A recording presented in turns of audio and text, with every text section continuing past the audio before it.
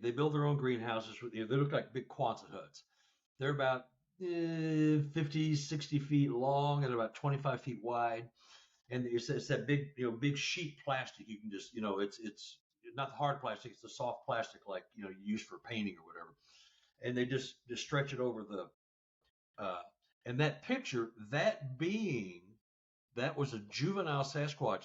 He was on the inside looking out for the human. So he was pressing his face up to the plastic.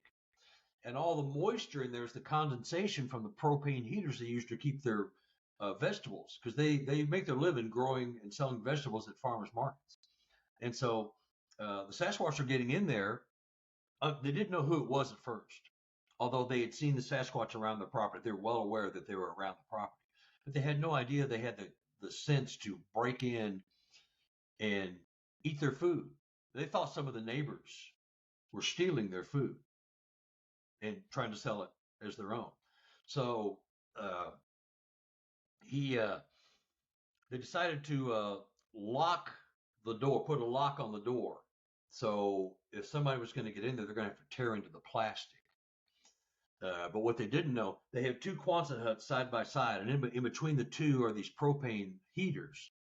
And so they figured out how to lift the plastic up, crawl in under, and get into the food, pull the plastic back down, and they would lay in there and eat the food and fall asleep. You can see these big, huge 8, 9, 10 foot body prints matted down, like you see when you're out in the forest, you see the deer have sat and nested in an area. It's that kind of thing. Something's been laying there. Anyway, so one night the guy is they put motion lights out there, and the dogs were barking about 11, 12 o'clock at night. I can't remember.